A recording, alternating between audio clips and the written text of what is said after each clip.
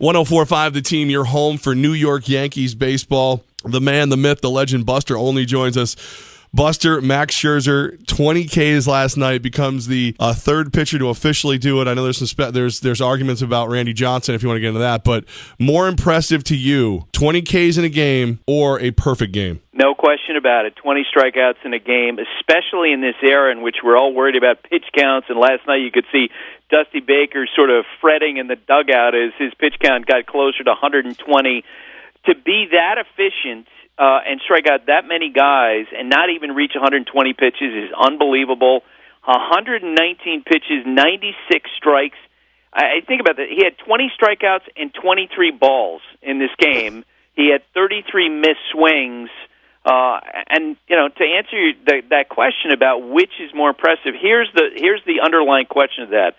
Which, just for argument's sake, which requires more luck? A perfect game or 20 strikeouts in which you throw 96 of 119 pitches for strikes? Perfect game, you need more luck. You need the backup. A lot more luck. You need things to happen on your side. Other things are involved in terms of pure dominance. 20 strikeouts is the greater feat, and it's the more impressive feat, in my opinion. It's funny, Buster Only joins us. Producer Gazin for Wolf today, Levack and Wolf. I knew you were passionate about this. I wanted to disagree with you, but as you started talking, I started thinking about it. Every perfect game I've ever seen, there's that one great defensive play that you have to kind of give as much credit to as the pitcher. If you're striking 20 out, you don't have to worry about defense. No, it's you and the catcher, right? Right. You just need the catcher to catch it and return it back to the mound, as opposed to Mark Burley, getting the incredible catch by Dwayne Wise. How about Yohan Santana getting Mike Baxter, making that incredible catch in the outfield?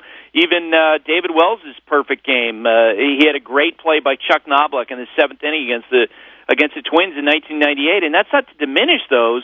But outside forces come into play with perfect games. When you're striking out 20, getting strikeouts in 20 of the 27 batters, you're cutting down, and you're doing nothing but pounding the strike zone. And after the game, Miguel Cabrera, one of the greatest hitters of all time, is saying, that's the best I've ever seen that guy pitch.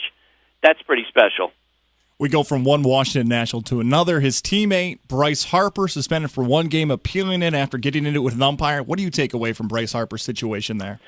That I thought it was the appropriate response. You guys saw last Friday night when John Farrell was ejected in the game between the Red Sox and the Yankees. He was in the dugout, and then David Ortiz subsequently got into it with the umpire. He was ejected, and Farrell came out of the dugout and went onto the field. And the reason why he wasn't suspended was that Major League Baseball essentially said, you know what, he was trying to defuse the situation. He was restraining Ortiz.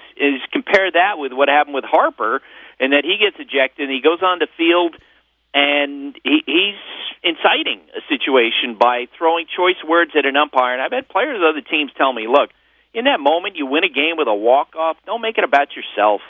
Don't make it about anything other than Clint Robinson winning the game for you. I thought it was a line in the sand for Major League Baseball to remind Bryce Harper there's a certain conduct that you need to follow to play. Buster, could the argument be made, though, that the antics, for lack of a better word, of future Yankee Bryce Harper is actually kind of good for baseball because it's drawing in more attention? I don't know about the other day. I hate seeing those situations where you have a player who probably is among the 3 or 4 most powerful in the sport in terms of their star power, and so to be out on the field and you have an umpire in that situation, it's not like he can defend himself. It's not like he can go back at Bryce in any way, and to have Bryce come out and do that, it felt like it was completely inappropriate, and I thought really disrespectful.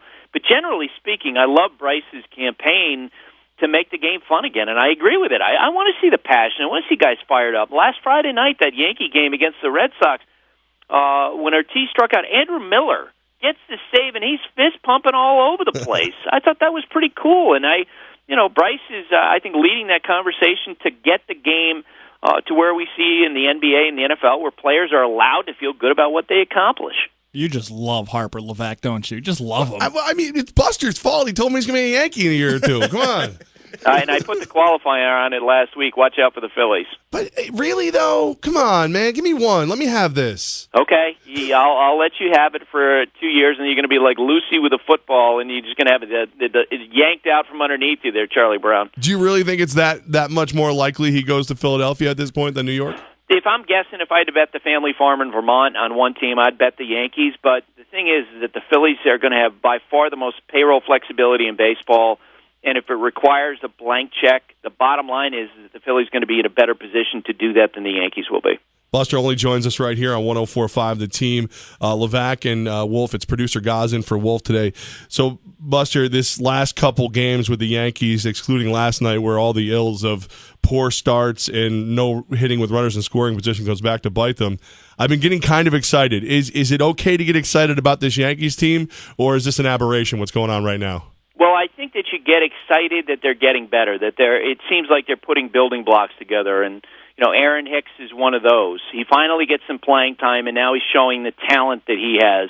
They get Aroldis Chapman back, which extends the bullpen, which allows Joe Girardi to get Dellin Betances up in the sixth inning the other night, which is not a luxury a lot of other teams are necessarily going to have. They certainly have concerns. I just was, Pineda's effort against the Royals was terrible. And, David Cohn made some great points on the Yes Network about, how long it takes him he waits to warm up before games. I can guarantee you that's going to be discussed before Pineda's next start. And here's the greater concern, which is why, don't jump onto the front of the bandwagon on the Yankees yet. The Red Sox are really gathering momentum, and the Orioles look like they're here to stay. And in particular with the Red Sox lineup, they've scored something like 138 runs in their last 21 games, and I think this has a chance to be one of the best offenses we've seen really since the steroid era. With Hicks playing so well for the Yankees, isn't there going to be a point where Girardi looks at the lineup and says, we just can't take this bat out of the lineup, our offense isn't good enough, and if so, when does that happen? I think it's going to happen, in the day-to-day decisions, and what it's going to allow Joe to do is to essentially play a hot hand. Look, Alex Rodriguez was hitting the ball better when he went on the disabled list, but I actually thought it was a blessing in disguise because it allowed them to get Hicks out there. And you can make an argument that they're a better team with Hicks and Ellsbury when it comes back and Brett Gardner with that defensive outfield, and then either Beltran or Alex Rodriguez is DH. And, if Alex comes back and he's going through the stretch where he's not hitting, then you put Beltran at DH. Or, maybe Alex gets hot, and maybe Carlos gets some time to rest. Either way, there's no doubt about it that for a team that's going to rely a lot more on run prevention than it has in the past, their best outfield is with Gardner and Ellsbury and Aaron Hicks. Buster Onley joining us on 104.5 The Team. Buster, we had Randy Miller from NJ.com on, and we've had a couple other people come through and make this comment that makes me cringe because I don't remember the last time that this was accurate. Are the Yankees sellers this year? Do they need to be sellers at the trade deadline? What's the last time you can remember the Yankees were sellers at the trade deadline? First off, how old are you? I am about to be 40 years young. Yeah, so you were a teenager the last time the Yankees were thinking about having this conversation.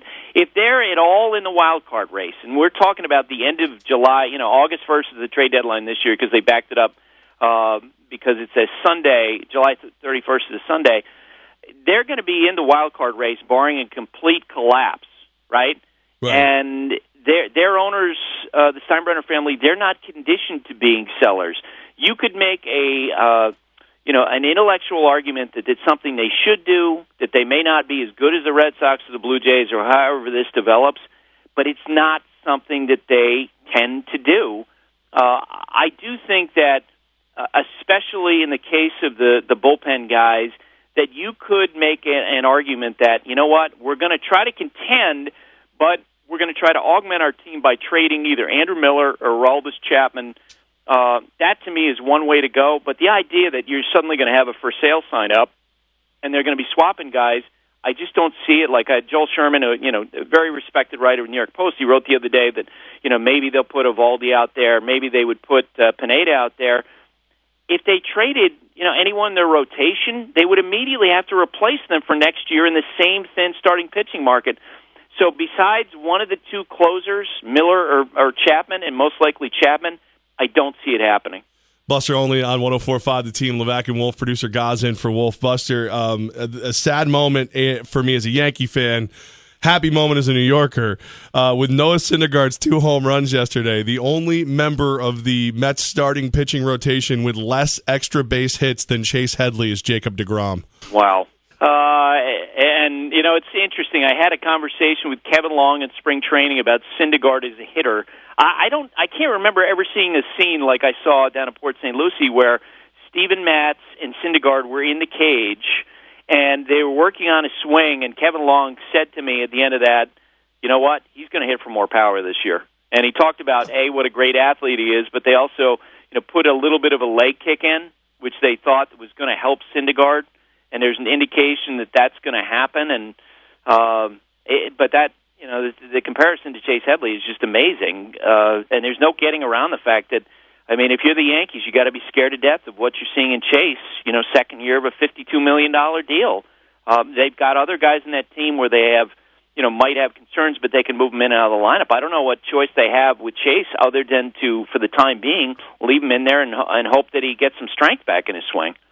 Buster, you wrote a piece for ESPN.com today about Jake Arrieta and the future showdown he may have with the Chicago Cubs. Tell us a little bit more about that. Yeah, he told reporters yesterday that he's not going to give the Cubs a hometown discount when he becomes a free agent at the end of 2017. And here's the thing. I do not think that if he maintains that stance, and believe me, that's absolutely his right, and if he were to hit the open market, he'd get a ton of money, and more power to him. But if he sticks to that stance, I think there's no chance that the Cubs re-sign him, and for a couple of reasons. One, we've seen them in the last couple of winters back off when a player that they were pursuing was targeted by another team with a sort of blow-them-out-the-water type offer. That's what happened with David Price last winter, $217 million from Boston. The winter before, Russell Martin, the catcher who signed with Toronto, the Cubs had offered him 4 years. Toronto gave him a fifth year and $83 million, and the Cubs sort of whimpering walked away because they loved the player. And I think they would do that with Arrieta, too. And let's remember this, where the Cubs are going to be in the fall of 2017 when the Arrieta becomes a free agent. They're probably going to have a great year this year. That's certainly the look now. Right. They're going to have a great year next year. And on top of that, Chris Bryant's going to be more expensive. Anthony Rizzo's going to be more expensive. Addison Russell, etc. So it's not like that team is going to be under a lot of pressure, say, as much as the Red Sox were during the last offseason when they needed to get a number one starting pitcher. And that's why I don't think the Cubs will pay Arrieta the money he's looking for. Speaking of the Cubs, Buster, John Lackey bristling a little bit about the showboating when Bethancourt hits a home run. Did anybody besides me immediately fast forward to the National League playoffs when Bryce Harper hits one off him and just the showboating and how much fun that's going to be, the back and forth between those two?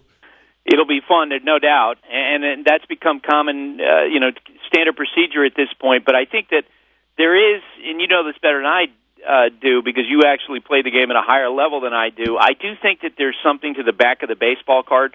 Christian Bethancourt was a prospect washout with the Atlanta Braves, got dumped to the Padres, and the back of his baseball card at this point, not that impressive. And so when he poses or stands at home plate and watches a long home run, I think John Lackey, longtime veteran, is going to look at it differently than when Bryce Harper poses or Miguel Cabrera or Jose Bautista pose at home plate. Buster, my friend, thank you so much. We'll get a hold of you again next week. That sounds great, guys. Take care.